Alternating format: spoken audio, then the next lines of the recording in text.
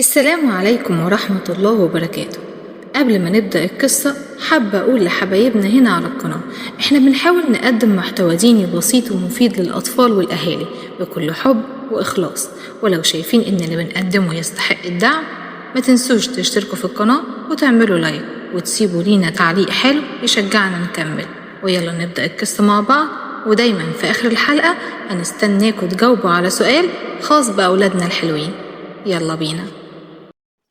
ماما، هو داوود ده نبي ولا ملك؟ الاتنين يا أيسل يا حبيبتي.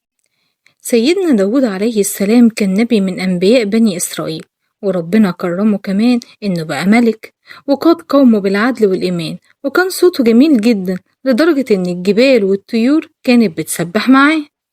ازاي يعني الجبال بتسبح؟ حب تعرفي القصة كلها؟ يلا بينا أحكيها لك يا قمر. كان سيدنا داود عليه السلام شاب صغير بسيط بيرعى الغنم، وقلبه نقي وبيحب ربنا جدا، وكان شجاع ومؤمن بنفسه زي سيدنا يوسف عليه السلام لما كان صغير برضه. أيوة يا حبيبتي، بس اللي حصل بعد كده كان عجيب جدا. في يوم خرج جيش من بني إسرائيل بيحارب واحد اسمه جالوت، وكان قوي ومرعب جدا محدش كان قادر يواجهه.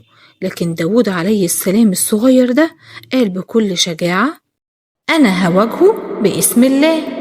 لما حجر من النبلة بتاعته فراح أصاب بيها جالوت بين عينيه ووقع ميت، والناس كلها اتفاجئت وربنا كرمه جدا.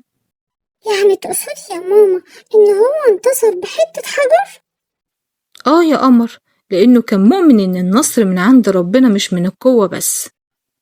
بعد النصر ده ربنا خلاه ملك على بني إسرائيل وبدأ يقودهم بالعدل، وكان سيدنا داود عليه السلام نبي وقائد صالح وبيعبد ربنا بالليل وبالنهار.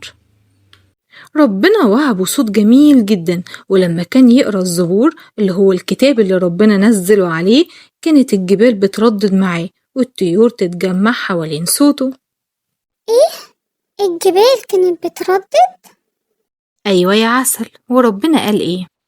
إن سخرنا الجبال معه يسبحن بالعشي والأشراق والطير محشورة كل له أواب. ربنا علمه الحكمة وكان بيقضي بين الناس بعدل عظيم.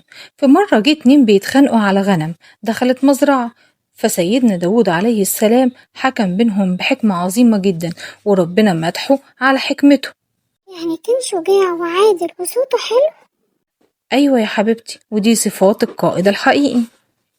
سيدنا داود عليه السلام عاش حياته كلها يعبد ربنا، وكان بيصوم يوم ويفطر يوم، وكان بيقوم الليل كتير، وعلم قومه الخير والعبادة. وبعد وفاته ابنه سليمان عليه السلام ورث منه النبوة والحكمة. وجينا دلوقتي لسؤال حلقتنا، وسؤال الحلقة بيقول: لو كنت في مكان سيدنا داود عليه السلام تحب تبقى شجاع زيه ولا تحكم بين الناس بعدل؟ شاركونا في التعليقات واكتبوا إجاباتكم.